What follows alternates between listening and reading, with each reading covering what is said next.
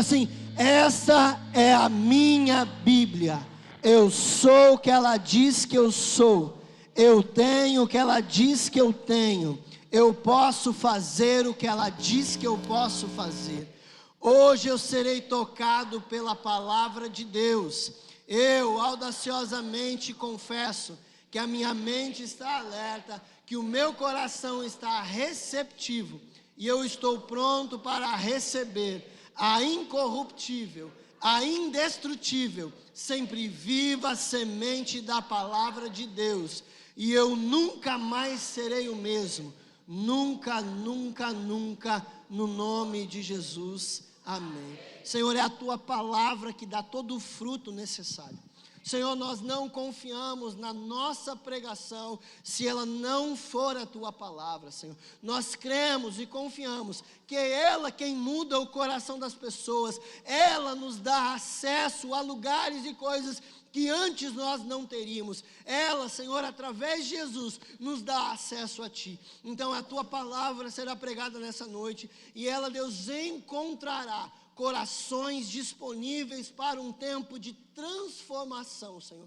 No nome de Jesus, te peço graça e sabedoria e ousadia, Senhor, para que a Tua palavra seja pregada em nome de Jesus. Amém! Senta aí, fica à vontade.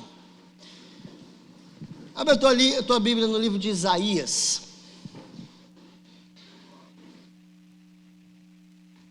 Daqui a pouco eu consigo enxergar vocês aqui, que tem mais fumaça que naquele dia de Isaías 6, hein? Quem lê Bíblia entendeu, né? Quem não lê, depois marca aí para ler. Deixa eu falar para vocês, nosso querido pastor Paulo, pastor Alessandro, eles estão agora à noite ministrando na Lagoinha Sapiranga, né? É uma das igrejas que está sob os nossos cuidados, lá com o pastor Miguel, pastor Elisa. O pastor Miguel chamou ele para ministrar lá essa noite, né? Então, ore também, abençoe, né, a igreja de Sapiranga, abençoe o pastor Miguel, pastor Elisa. Que a nossa oração, que o nosso pastor seja tão usado e ousado quanto ele é aqui, né?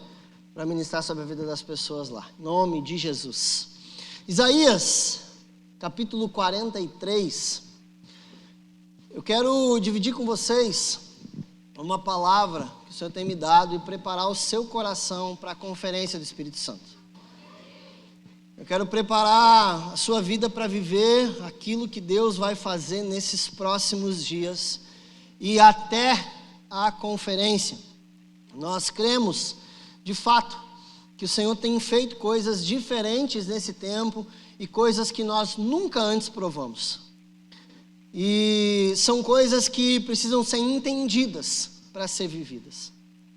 Aquilo que eu não entendo com profundidade, eu não desfruto. Vou alguns pequenos exemplos para vocês, assim, mas um simples. Quem é casado aí? Precisa ser mais animado, mano. Você é casado. A não ser que você esteja com problema, marca um atendimento, né? Pode ser que esteja refletindo alguns problemas. Quem que é casado aqui? Ser casado é bom demais, cara. É um troço fantástico. É uma brilhante invenção de Deus, o casamento. Brilhante.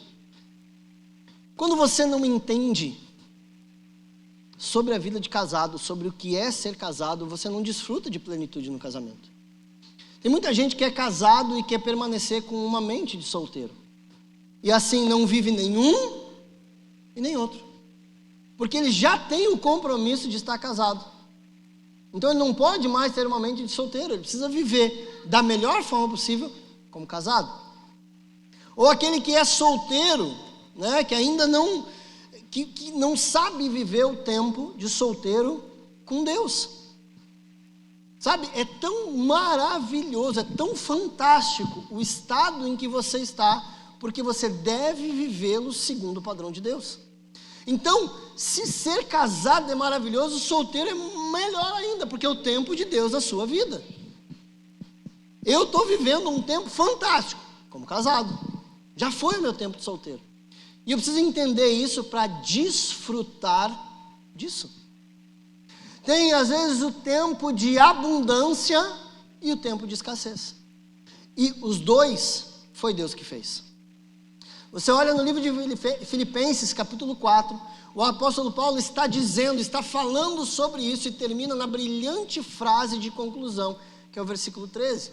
Ele diz: sei ter em abundância, como sei passar por escassez. E ele disserta isso e chega à conclusão: tudo posso naquele que me fortalece.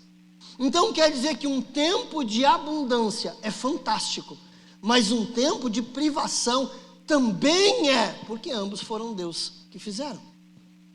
E você precisa então entender o que você está vivendo, para desfrutar daquilo que você está vivendo. Os tempos, as estações foram criadas por Deus. O tempo de abundância e o tempo de escassez. O que seria da nossa vida sem o tempo de escassez, sobre entendermos a importância dos recursos que vêm na nossa mão? Se não fosse o tempo de escassez, nós nos tornaríamos inconsequentes. O tempo de escassez nos ensina a chegar a um tempo de abundância. Então, aquilo que você não entende,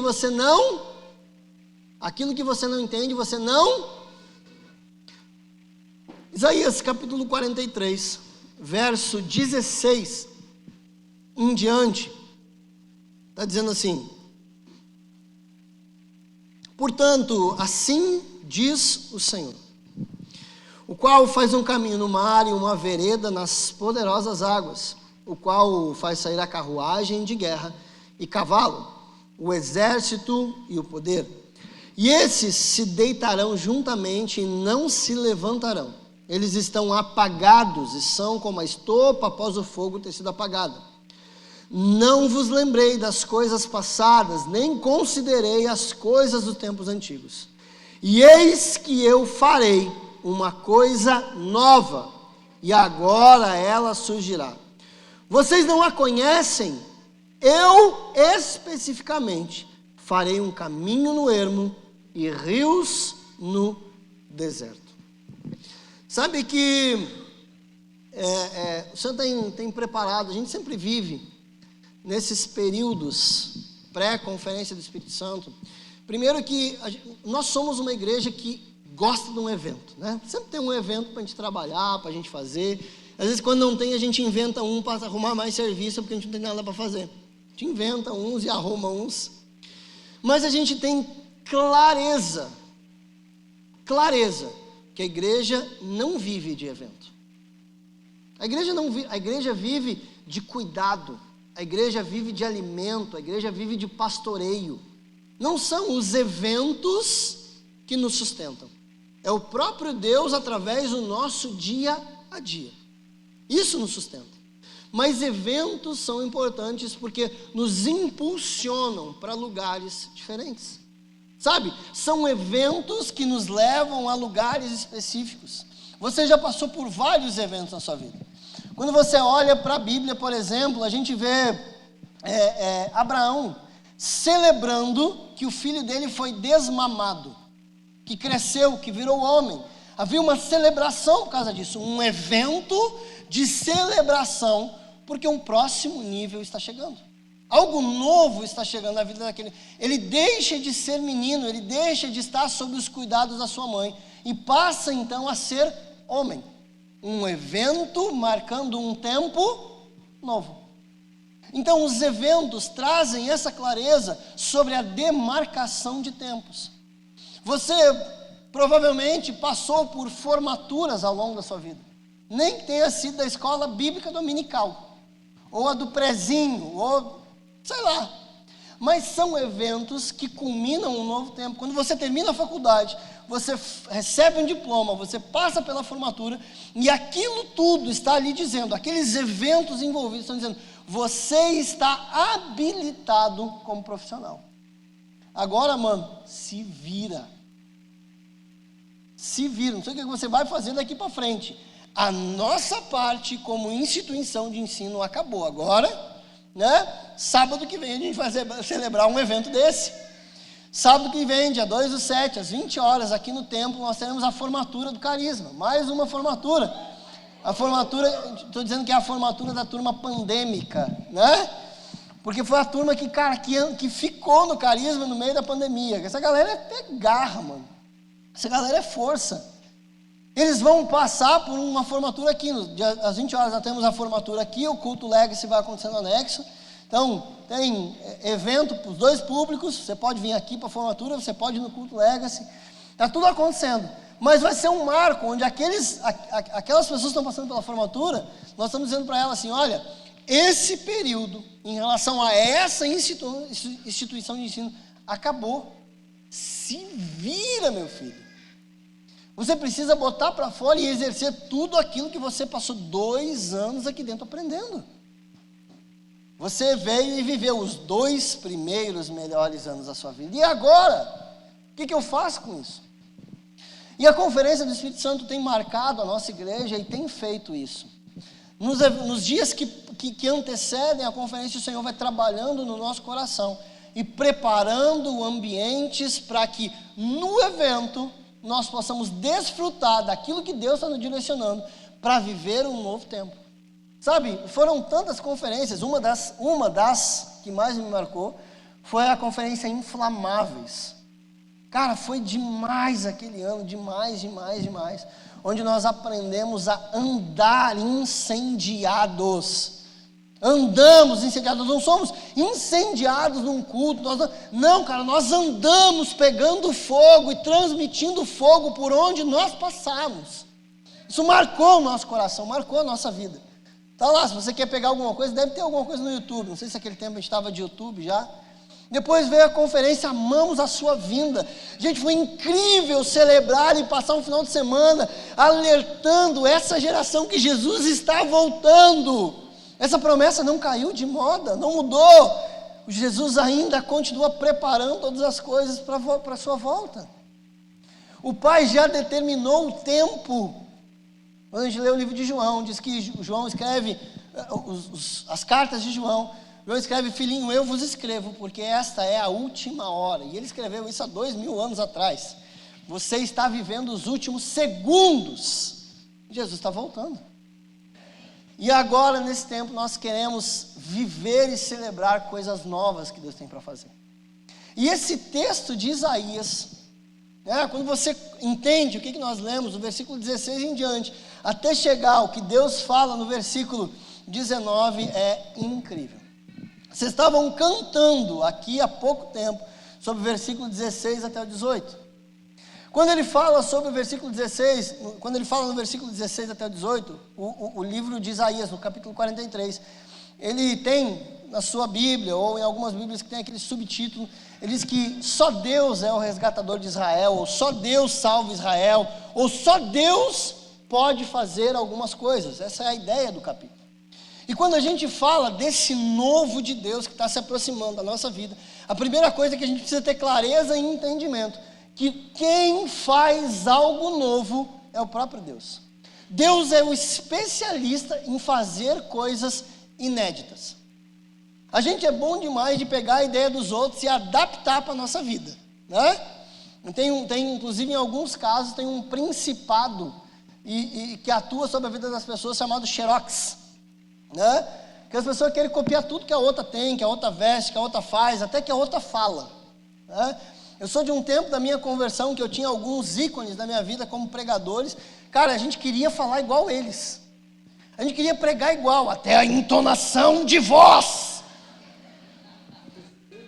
A gente fazia, né? A gente ia falando e acelerando. No final só faltava gritar gol. Mas aquilo era uma forma.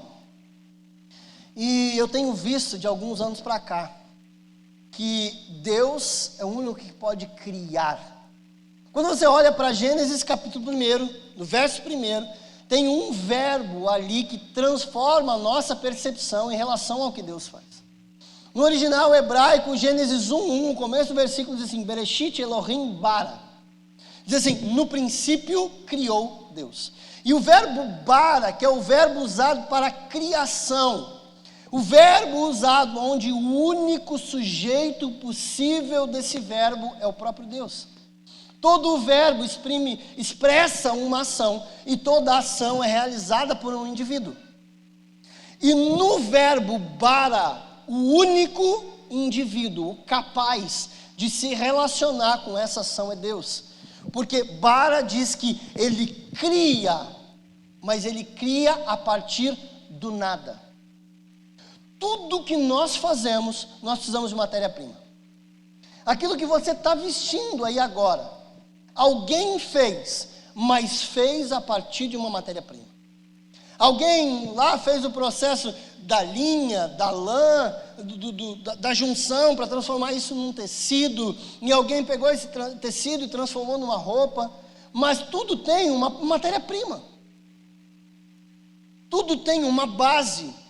E quando Deus cria, quando Deus faz, Ele chama à existência aquilo que não existe, aquilo que não tem. Enquanto, quando Deus está dizendo, eis que faço algo novo, Deus está dizendo para você assim, ei, sabe tudo que você viveu? Não, tudo que você viveu até aqui, eu posso fazer uma coisa nova. Quando você olha para os versículos anteriores, ele está falando sobre o processo da saída do povo do Egito, o caminho no mar e a travessia do povo de Israel enxuto, com Faraó e os seus cavaleiros sendo mortos e afogados no meio do rio. Os versículos anteriores ao versículo 19, está dizendo isso. Esse povo, o povo de Israel, viveu milagres fantásticos. É um povo, gente, olha o que Deus fez. Não há registro na história de uma libertação de escravos tão massiva quanto a libertação do povo de Israel. Nós não estamos falando de meia dúzia de escravos, daquele do não sei o quê. Não, nós estamos falando de um povo inteiro sendo liberto. Não existe. Então, quando Deus fez, Ele já fez uma coisa inédita. Deus já está fazendo um negócio que nunca ninguém antes fez.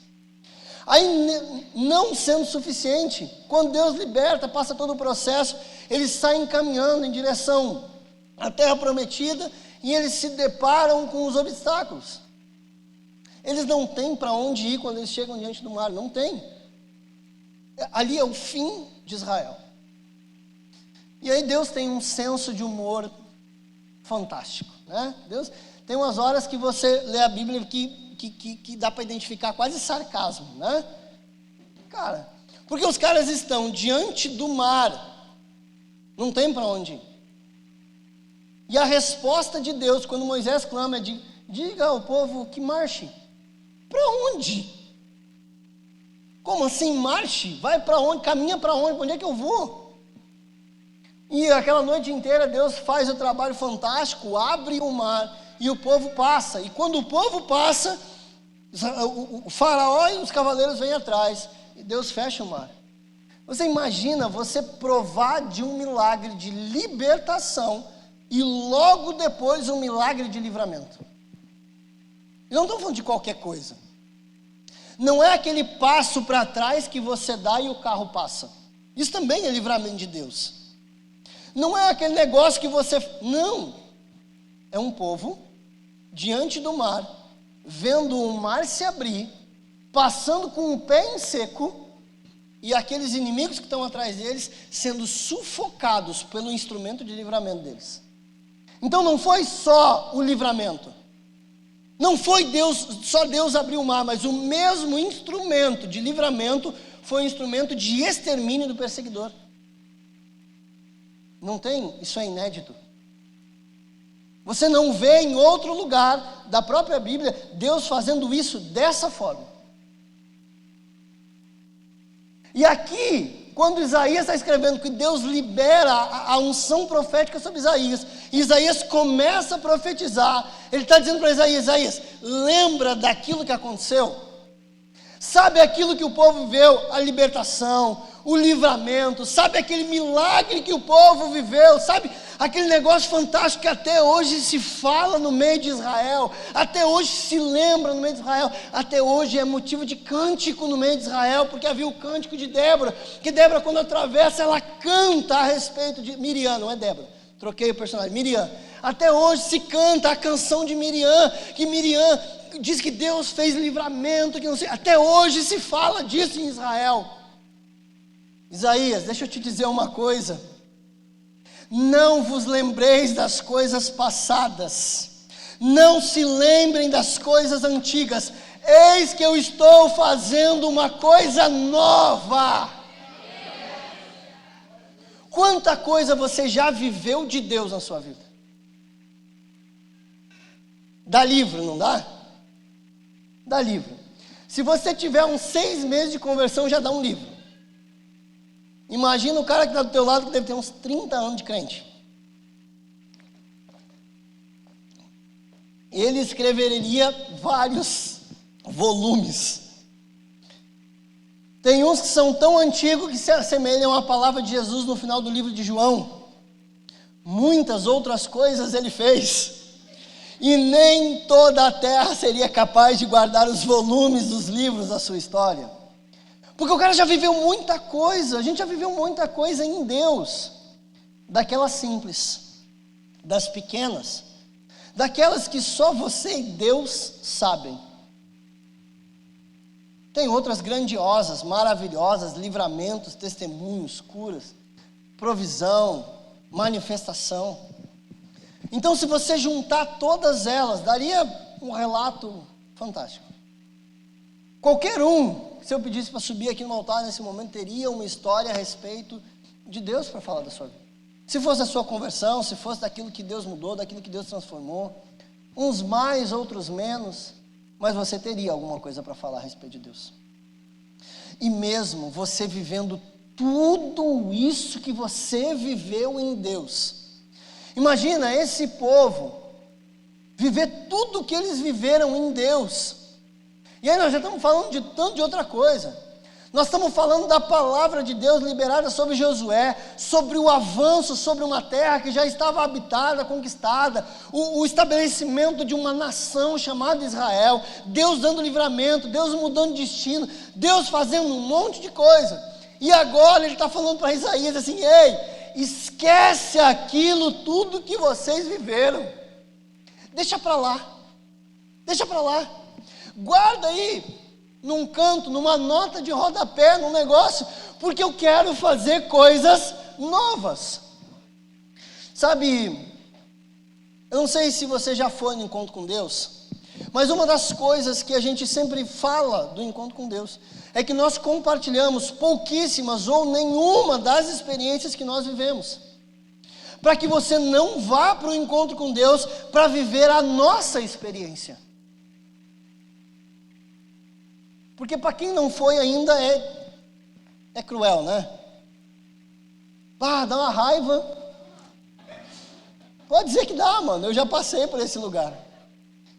Agora eu não sei, eu acho que pelas minhas contas, eu já estava fazendo as contas, eu acho que eu já fui uns 20 encontros com Deus, nesses últimos anos aí. Porque de Lagoinha já foi quando? Foi 10 ou 11, 12, 13, 15? 10? Foi o 10º agora? Então só em Lagoinha foi 9, porque nesse eu não fui, né? Só em Lagoinha foi 9. Mas tantos outros ao longo da nossa história, ministrando, falando.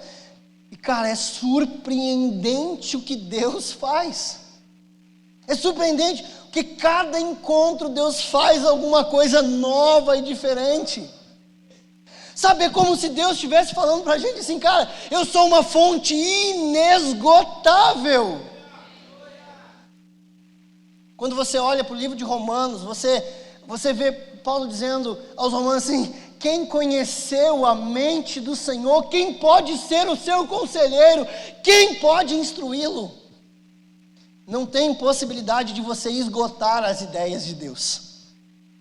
Não tem.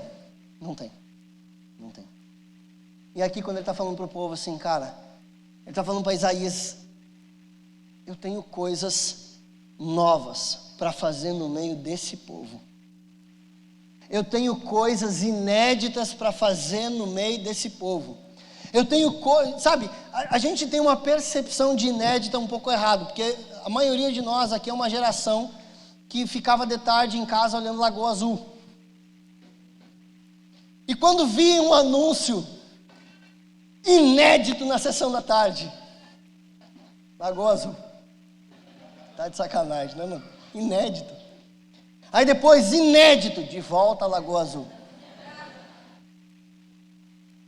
Então, às vezes, a nossa percepção de inédito fica um pouco alterada. Mas quando a gente fala de inédito, é algo nunca antes visto. Para você pensar todas as experiências que você já viveu em Deus. Eu vou dar aí 2 minutos para você pensar aí. Deu? Tá bom, já pensou? Não vou esperar 2 minutos, não vai dar, porque eu estou cheio de coisa para falar aqui. Vai me dar um negócio aqui se eu ficar 2 minutos parado. Mas vai recordando. Vai deixando vir a sua memória. Permita que o Espírito Santo comece a trazer à sua memória agora as coisas que Deus já fez na sua vida. Se você quiser anotar, anote, comece a anotar assim, nossa, até porque a falta de memória é um instrumento de ingratidão. Né? Quando a gente para de lembrar as coisas que Deus fez, a gente se torna meio ingrato. Seguido, eu recomendo caderno de oração para as pessoas. Faz um caderninho de oração e vai anotando o que Deus falou, o que ministrou, o que Ele prometeu, o que Ele fez, aquilo que você orou. Cara, e aí, frequentemente você volta e visita esse caderno de oração e diz assim, caraca, eu nem lembrava que eu tinha orado por isso. Eu nem lembrava que eu tinha falado com Deus a respeito de, nossa, mano, olha aqui, cara, está acontecendo, eu estou vivendo. E aí é um instrumento que permite expressar a sua gratidão ao Senhor. Mas, enfim, dado esse assunto, a gente continua assim, cara, se você listar todas as suas experiências com Deus, Ele vai dizer assim, eis que estou fazendo algo novo. Quando a gente pega o livro de Isaías, a gente está entendendo que Isaías está profetizando para o povo naquele tempo, preparando o coração de Israel para o tempo de exílio, porque Isaías profetiza antes do exílio, antes de Babilônia, antes da Assíria, ele está preparando, ele dizendo assim, sabe, vocês vão passar por tudo que vocês vão passar, mas eu ainda tenho parte com Israel e eu ainda vou fazer coisas novas e diferentes no meio desse povo. Quando ele está falando sobre isso, ele está dizendo assim, eu sei que vocês vão passar por períodos de dificuldade, e esses períodos de dificuldade vão te preparar para aquilo que eu tenho para viver, para aquilo que eu tenho para você viver. Quando você olha para esse contexto daquilo que Deus está fazendo e essa profecia, algumas coisas saltam aos nossos olhos e tem palavras que se tornam atemporais. Tem eventos, palavras e profecias que não cabem dentro do tempo. Quando você entende isso, por exemplo, um dos eventos mais significativos que não cabe dentro do tempo é a morte de Cristo. Cristo morreu há mais de 2000 anos atrás e nós ainda desfrutamos de tudo aquilo que Cristo fez na cruz. Cada vez que alguém entrega a sua vida para Cristo, é como se Jesus estivesse entregando a sua vida por aquela pessoa naquele momento. É atemporal. E essas promessas, essas profecias, essa liberação de Deus para a nossa vida é atemporal. É como se Deus estivesse falando para nós, como se Deus estivesse liberando a palavra dele para Isaías no dia de hoje. Diz assim, Isaías, fala para esse povo aí, que está se preparando, que tem orado, que tem buscado. Fala para eles olhar para trás, para tudo que eles viveram. Faz assim, ó, esquece tudo que vocês viveram, que eu tenho coisa nova para fazer. Sabe quando você olha para a história bíblica e você continua olhando? Eu quero destacar um momento em que Deus faz algo inédito. Quando você corre para o Novo Testamento, você chega no livro de Mateus, primeiro capítulo do livro de Mateus. Mateus começa falando sobre a genealogia de Cristo.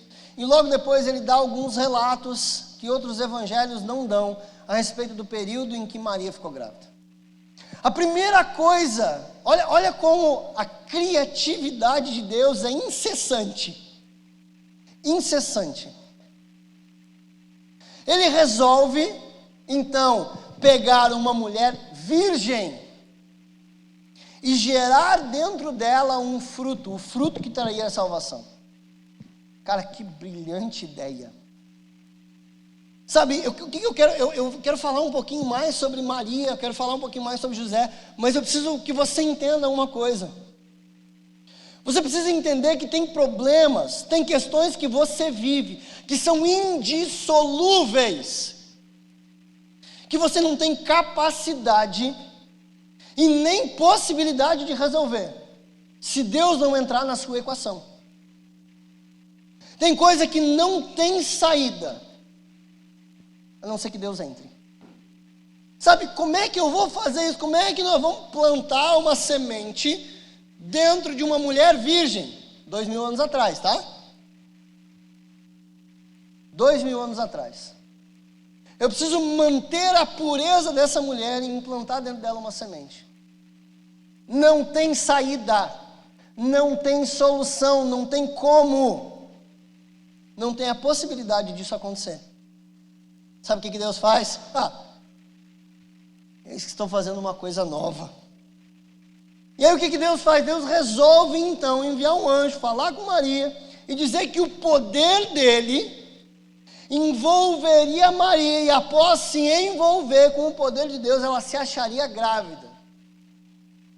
Não tem métodos naturais para resolver algumas questões. A única coisa diante de problemas que a gente vive, é o envolvimento com o sobrenatural e com o poder de Deus.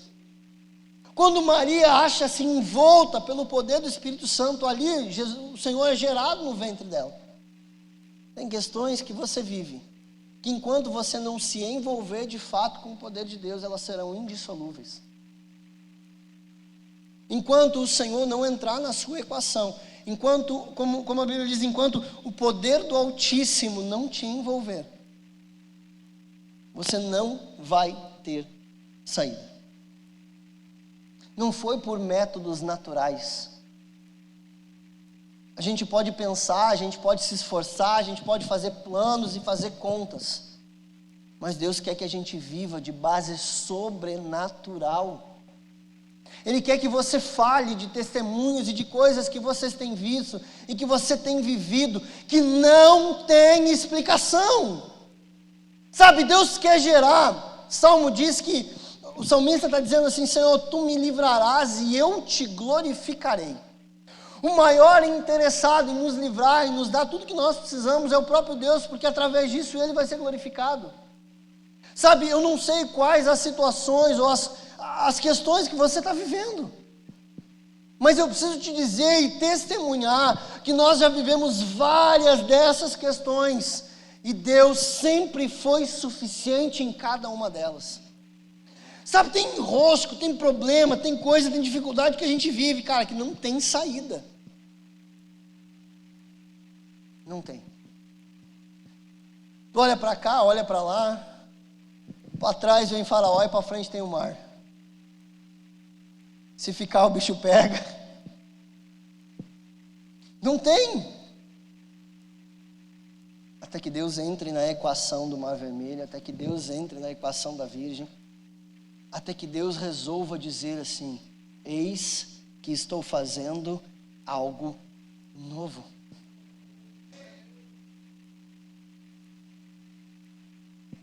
Quando você continua olhando para a situação de José e Maria, Mateus capítulo 1, abre aí comigo, para você acompanhar um pouquinho.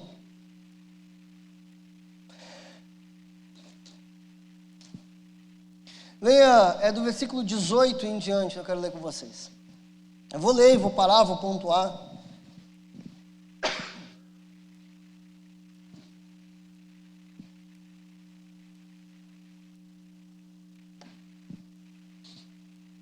Mateus capítulo 1, 18 em diante, diz assim: ora, o nascimento de Jesus Cristo se deu do seguinte modo: estando Maria, sua mãe, desposada com José, antes de se ajuntarem, ela foi encontrada grávida do Espírito Santo. Então Josué, seu marido, sendo um homem justo e não querendo fazer dela um exemplo público, estava disposto a deixá-la em secreto. Mas enquanto pensava nessas questões, eis que o anjo do Senhor lhe apareceu em sonho, dizendo: José, filho de Davi, não temas a tomar Maria como tua esposa, pois o que nela está concebido é do Espírito Santo. Ela dará à luz a um filho e chamarás o seu nome de Jesus, pois ele salvará o seu povo dos seus pecados. Ora, tudo isso aconteceu para que pudesse se cumprir o que foi dito pelo Senhor através do profeta, dizendo: eis que uma virgem conceberá e dará à luz a um filho, e eles chamarão o seu nome Emanuel, que sendo interpretado é Deus conosco. Então José, sendo levantado do sono, fez como o anjo do Senhor lhe ordenara e tomou para ele a sua esposa. Então aconteceu que ela gerou o seu filho primogênito, chamando o seu nome de Jesus. Quando a gente olha para essa história, a primeira coisa que eu quero destacar para você entender aqui é a fé de José. Não a fé de Maria, mas a fé de José. Maria, bendita, a Bíblia diz que ela é bendita entre as mulheres. É uma mulher que carregou no próprio ventre a vida.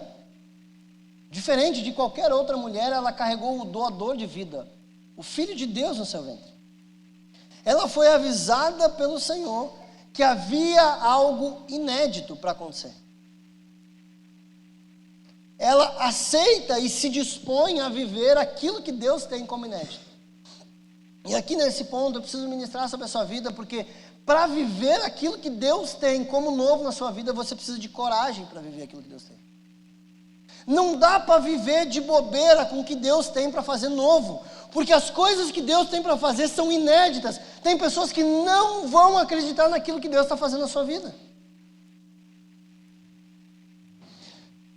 Maria concebeu, se achou grávida do Espírito Santo.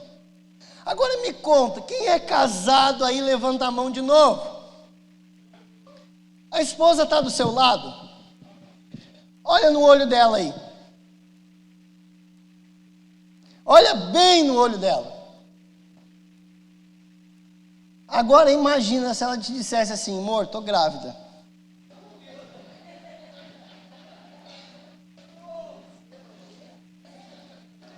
Só um pouquinho. Eles não estavam casados. Lembra? Ela era virgem. José ainda não tinha ficado com ela.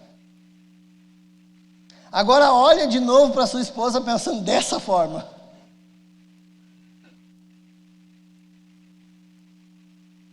Ela chega até você, sem que vocês nunca tivessem coisado as coisas lá. Amor, estou grávida.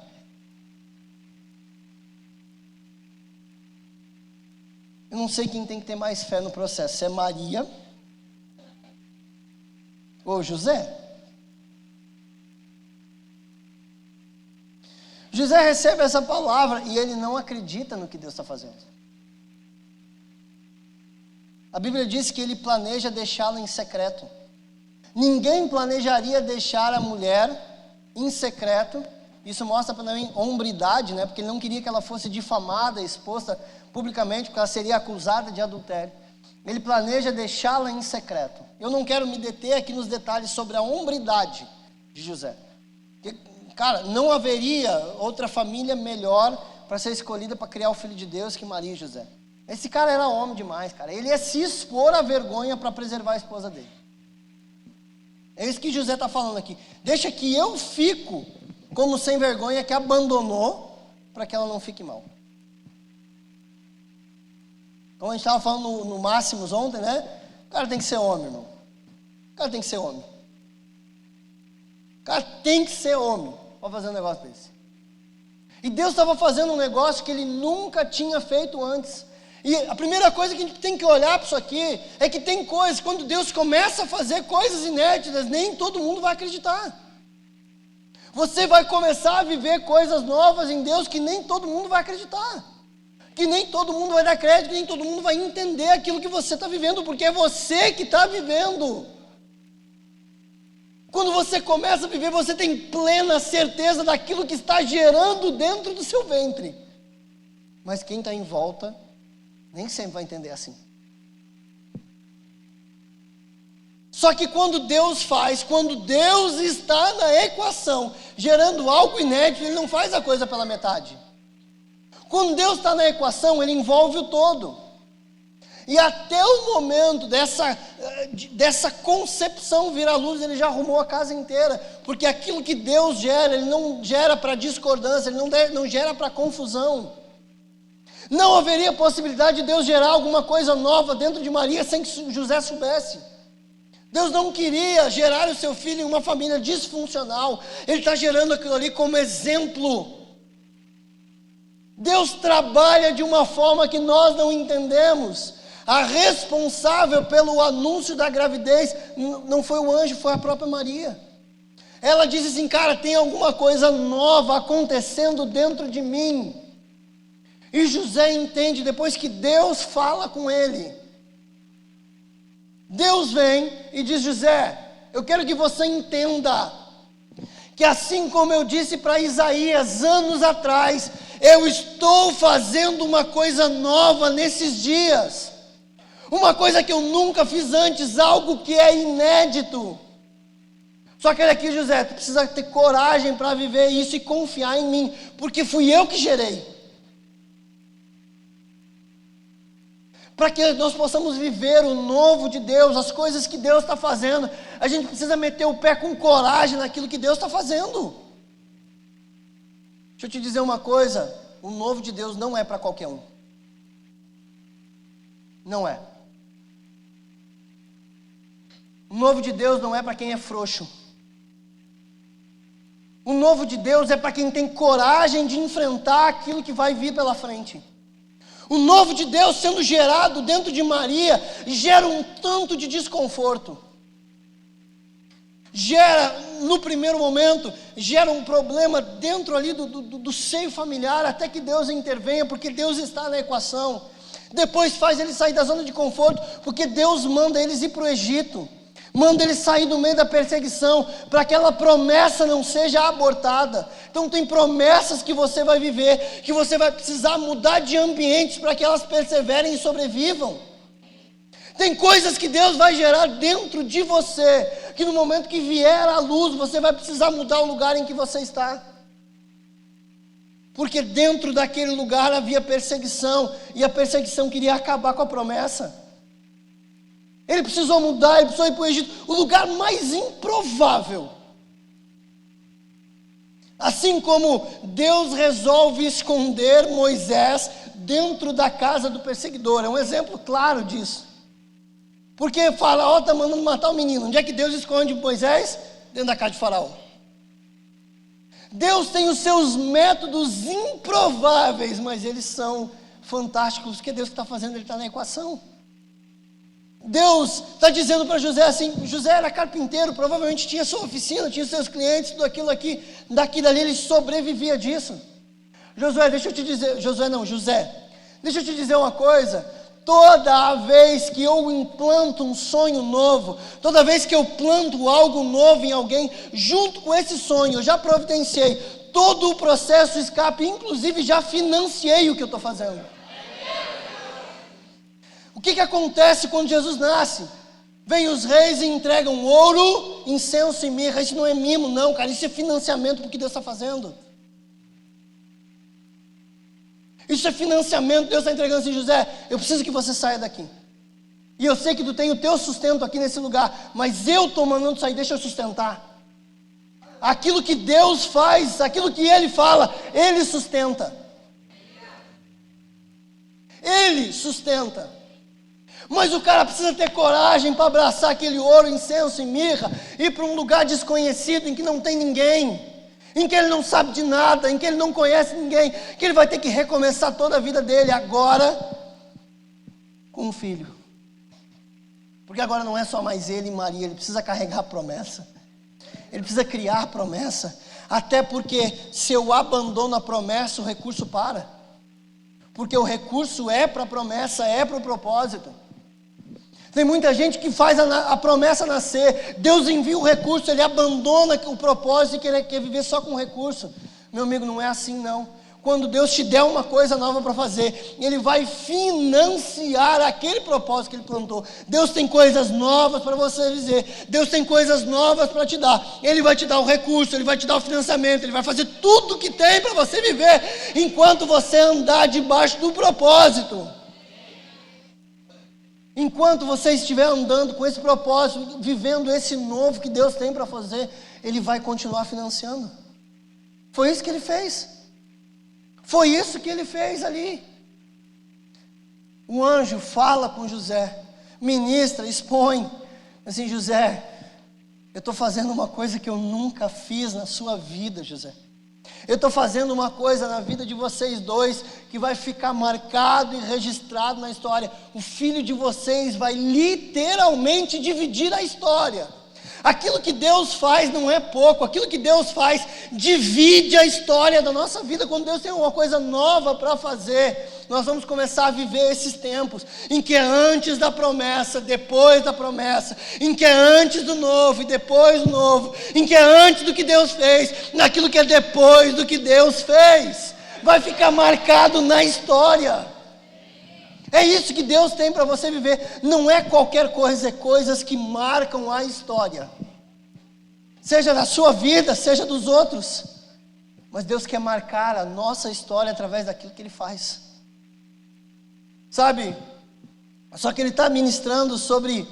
Deus vem falando ao longo da história. Para cada um desses homens que estão vivendo coisas inéditas, uma coisa sempre é necessária. É coragem.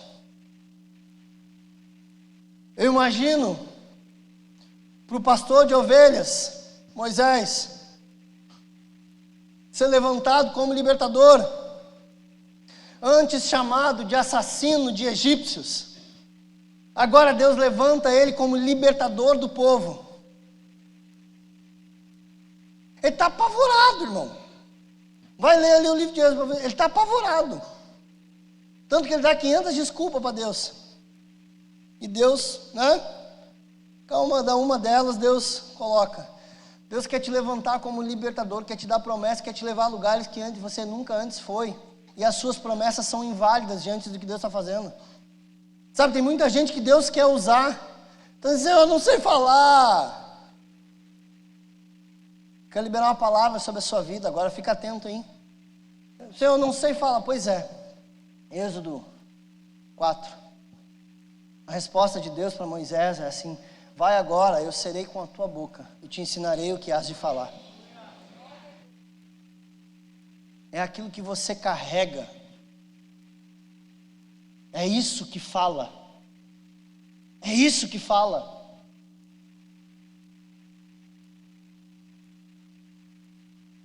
Olha Josué está andando do lado de um dos maiores líderes que o povo conhecia até aquele momento. Ele é levantado para substituir um dos maiores líderes que o povo conhecia. E a instrução de Deus, no capítulo 1, verso 9, é: Josué, ser forte e corajoso, porque o que eu vou fazer com a tua vida, eu nunca fiz com ninguém. Eu serei contigo como fui com Moisés, mas aquilo que você vai viver, Moisés não viveu.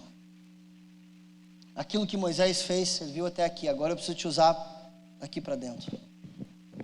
E a instrução é ser forte e corajoso. O cara precisa ter coragem para viver esses novos de Deus. Você que é solteiro, Deus pode te dar um marido, uma esposa. Precisa ter coragem para casar, irmão. Né? E não é porque vai dar ruim, é porque é duro. O ajuste, o relacionamento, as contas. Quando você descobre que chega um negócio laranja na caixa do correio, você abre: o que é isso? Uma conta. Energia elétrica. Interessante. O que eu faço com isso agora? Paga. Né? Precisa ter coragem para pagar a conta, irmão. Precisa ter coragem para permitir que Deus nos levante como líder, para abrir um GC. Precisa ter coragem para viver o que Deus tem para a nossa vida. A gente precisa ter coragem para ir para onde Deus está mandando. São todas coisas novas e inéditas. Você precisa ter coragem para viver o que Deus está fazendo.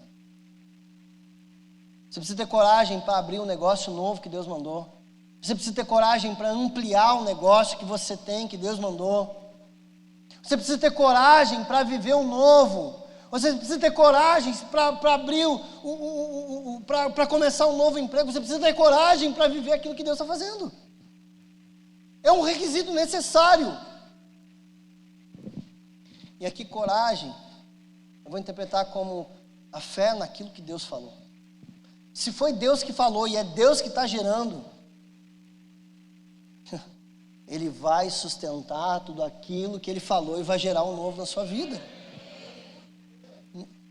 Sabe, às vezes é necessário coragem. Eu quero falar isso aqui com muito cuidado, mas eu sei que eu tenho que falar. Muito cuidado. A gente não chama ninguém para a nossa igreja. Ninguém. O cara está congregando, a nossa instrução é assim, mano, continue a estar congregando. A galera do carisma, o carisma é interdenominacional, vem gente de outras igrejas. E a nossa instrução é assim, mano, seja bênção aonde Deus te plantou. Fica lá. Fica lá porque Deus vai usar tudo que Ele está fazendo aqui, Ele vai fazer lá com a tua vida. Mas às vezes você precisa ter coragem para trocar de lugar geográfico, para estar aonde Deus vai fazer a promessa. Às vezes você precisa ter coragem para mudar de congregação, para estar no lugar onde Deus te mandou. E com isso eu não estou dizendo para você vir para cá. Não estou dizendo isso. Eu preciso que você entenda que você precisa estar onde Deus quer que você esteja. Mas às vezes é necessário algumas mudanças na sua vida para viver um novo. Para que a promessa se desenvolva, para que o propósito cresça. É necessário. Coragem. Coragem. Para viver o que Deus tem para você. Isaías está dizendo para esse povo aqui, assim, cara, Deus tem coisas fantásticas para fazer. Vocês podem esquecer tudo que Deus já fez até hoje, porque Ele tem criatividade para fazer infinitamente mais. Ele pode fazer tudo diferente. Gente, para pensar a criatividade de Deus naquilo que Ele vai fazer. Porque quando Ele fala da preparação do céu, Ele diz que nem olhos viram e nem ouvidos ouviram o que Deus preparou para aqueles que o amam. Bicho, dá para te imaginar o que vai ser o céu. Nós vamos caminhar no asfalto de ouro.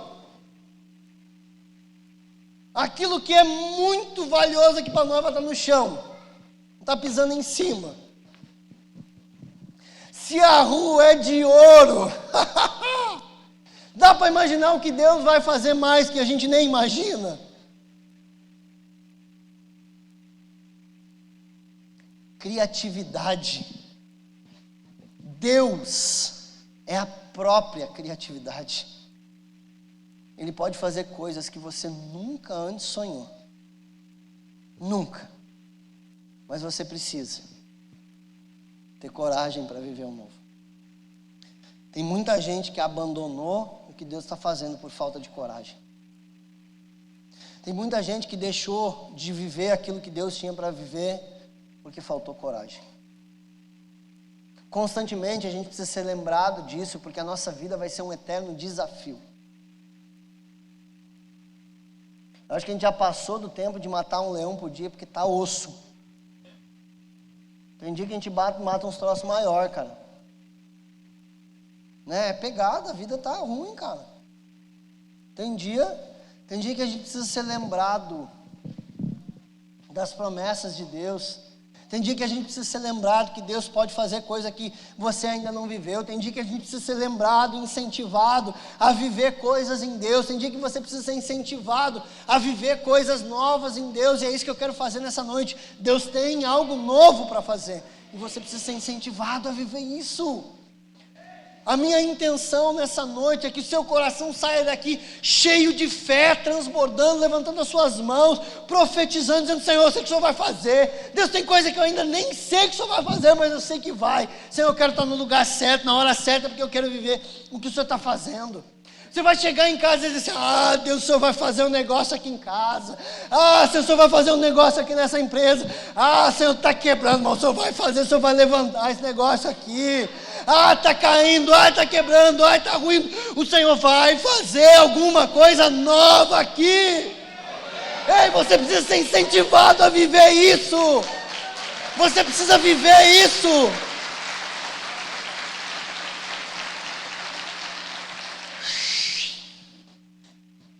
Ei, vamos ministrar aqui.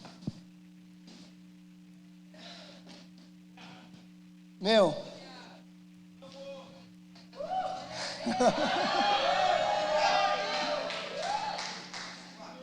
Eis que faço algo novo.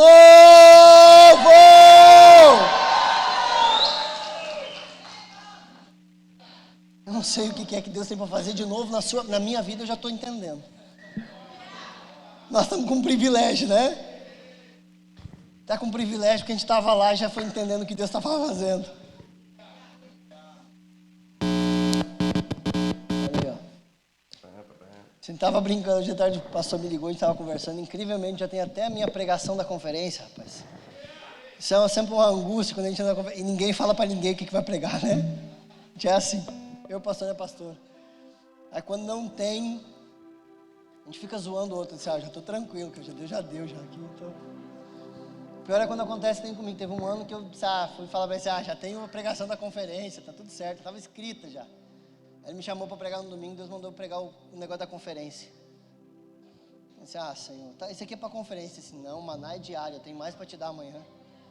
Prega essa que eu te dou mais, prega essa que eu te dou outra, entrega aquilo que você tem que eu te dou mais, entrega aquilo que está na sua mão, dá, doa, abençoa, que eu tenho mais para te dar.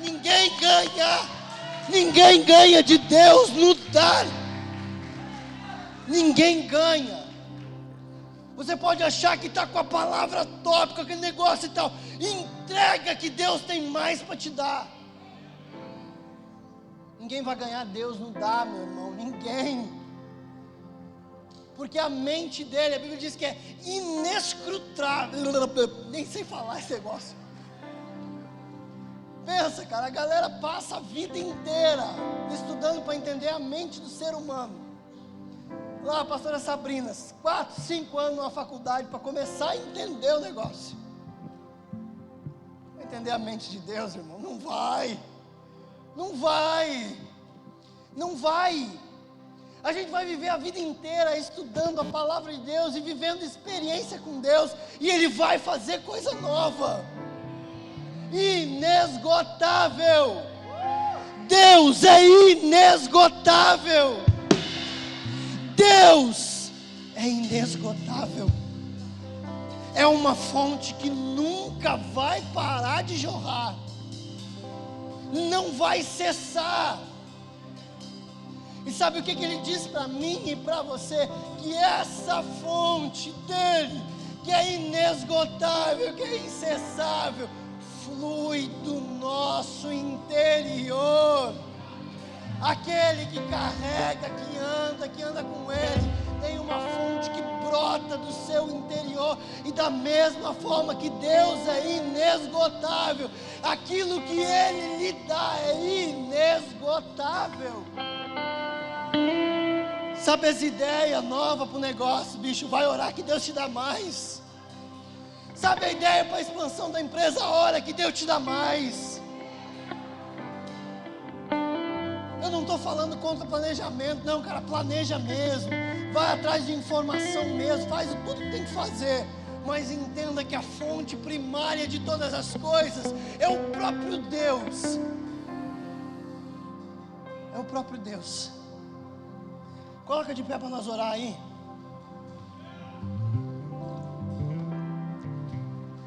Preciso ministrar algumas coisas na sua vida que o Senhor tem liberado.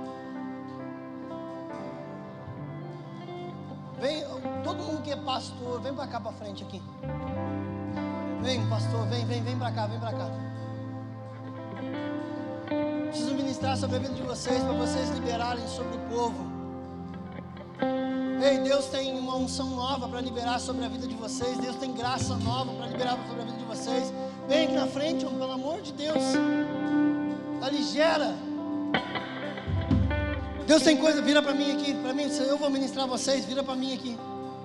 Eu quero ministrar com vocês junto aqui, fica mais pertinho aqui.